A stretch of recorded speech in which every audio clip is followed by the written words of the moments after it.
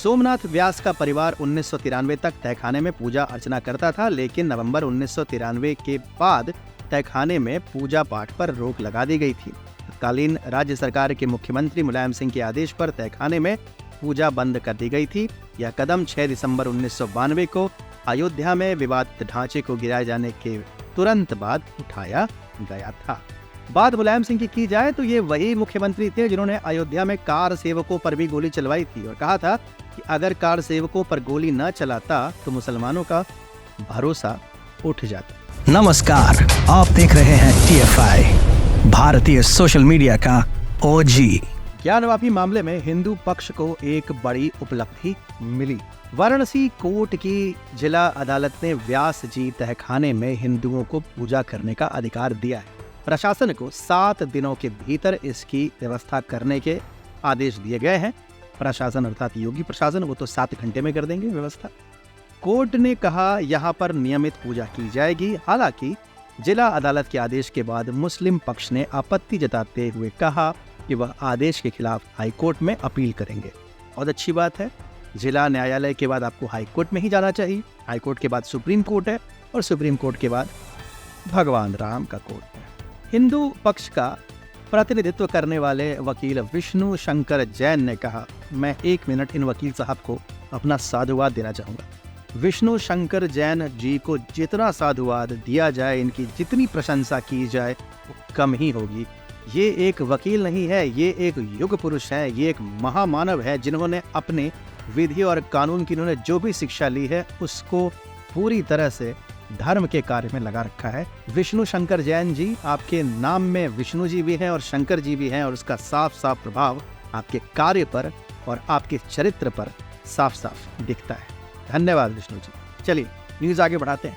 तो वकील साहब ने कहा कि हिंदू पक्ष को व्यास जी तहखाना में प्रार्थना करने की अनुमति दी गई है। जिला प्रशासन को 7 दिनों के अंदर व्यवस्था करनी होगी। अब सभी को पूजा करने का अधिकार होगा। दरअसल तहखाने में पूजा की मांग को लेकर सितंबर 2023 में याचिका दायर की गई थी। पूजा करने की मांग की याचिका सोमनाथ व्यास जी के नाती शैलेंद्र पाठक ने की थी। याचिका में मांग की गई थी कि तहखाने को डीएम को सौंप दिया जाए। इसके बाद मामले को लेकर कई बार कोर्ट में सुनवाई हुई। 17 जनवरी को तहखाने को जिला प्रशासन ने कब्जे में ले लिया था। हिंदू पक्ष का कहना था कि नवंबर 1993 तक सोमनाथ व्यास जी का परिवार उस तहखाने में पूजा पाठ करता था, जिसे तत्कालीन मुलायम सिंह यादव सरकार के शासनकाल में बंद करा दिया गया था। मुल्ला मुलायम, अब वहां फिर से हिंदुओं को पूजा का अधिकार मिलना चाहिए। अब 31 साल बाद फिर से हिंदू व्यास जी तहखाने में पूजा अर्चना कर पाएंगे। अब प्रश्न यह है कि आखिर तहखाने से जुड़ा विवाद है क्या। सोमनाथ व्यास का परिवार 1993 तक तहखाने में पूजा अर्चना करता था, लेकिन नवंबर 1993 के बाद तहखाने में पूजा पाठ पर रोक लगा दी गई थी। तत्कालीन राज्य सरकार के मुख्यमंत्री मुलायम सिंह के आदेश पर तहखाने में पूजा बंद कर दी गई थी। यह कदम 6 दिसंबर 1992 को अयोध्या में विवादित ढांचे को गिराए जाने के तुरंत बाद उठाया गया था। बात मुलायम सिंह की जाए तो ये वही मुख्यमंत्री थे जिन्होंने अयोध्या में कार सेवकों पर भी गोली चलवाई थी और कहा था कि अगर कार सेवकों पर गोली न चलाता तो मुसलमानों का भरोसा उठ जाता। ऐसे ही इन्हें मुल्ला मुलायम नहीं कहते। केशव प्रसाद मौर्य ने एक्स पर लिखा, एक्स जो पहले ट्विटर था, वहां लिखा कि तुष्टीकरण की राजनीति के चलते श्री मुलायम सिंह यादव सरकार ने 1990 में राम भक्तों की हत्या कराई। 1993 में काशी में शिव भक्तों को दर्शन पूजा से रोका और फिर श्री अखिलेश यादव की सरकार के दौरान 2013 प्रयागराज कुंभ मेले में तीर्थयात्रियों की मौतें हुई। इन सब के लिए समाजवादी पार्टी को लोग कभी माफ नहीं करेंगे। कोर्ट के आदेश के कुछ ही घंटों बाद तहखाने को खोलकर उसमें पूजा शुरू किए जाने पर अखिलेश यादव जी ने भी प्रतिक्रिया दी है। उन्होंने नियत प्रक्रिया से परे की गतिविधि करार दी। उन्होंने इसे नियत प्रक्रिया से परे की गतिविधि करार दिया। भाई कोर्ट से बड़े अखिलेश यादव है, काहे कि ऑस्ट्रेलिया से पढ़ गया। सपा अध्यक्ष ने कहा कि किसी भी अदालती आदेश का पालन करते समय उचित प्रक्रिया को बनाए रखना होगा। वाराणसी की अदालत ने इसके लिए 7 दिन की अवधि तय की थी। अब जो हम देख रहे हैं वह नियत प्रक्रिया से परे जाने और किसी भी कानूनी सहारे को रोकने का एक ठोस प्रयास है। तो भाई अखिलेश यादव जी, 7 दिन की अवधि तय करने का मतलब है 7 दिन के भीतर भीतर वो 7 मिनट में हो, 7 सेकंड में हो, 7 घंटे में हो या फिर 7 दिन में हो, हर केस में कोर्ट की अवमानना नहीं हो रही है, कोर्ट का पालन ही किया जा रहा है।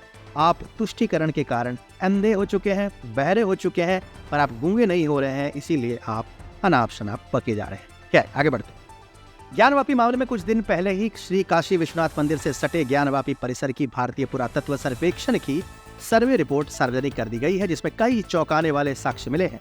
एएसआई ने 839 पन्ने की रिपोर्ट तैयार की है, जो बताती है कि मस्जिद से पहले वहां हिंदू मंदिर था। एएसआई की रिपोर्ट में देवनागरी, तेलुगु, कन्नड़ में लिखे पुरालेख मिले हैं। साथ ही जनार्दन, रुद्र और विश्वेश्वर के बारे में भी पुरालेख मिले हैं। एक जगह महामुक्ति मंडप लिखा है, जो एएसआई के मुताबिक बहुत ही महत्वपूर्ण बात है। एएसआई की रिपोर्ट के अनुसार मंदिर ढाए जाने के बाद उसके स्तंभों का इस्तेमाल मस्जिद बनाने में किया गया था। साथ ही तहखाना S2 में हिंदू देवी देवताओं की मूर्तियां थी।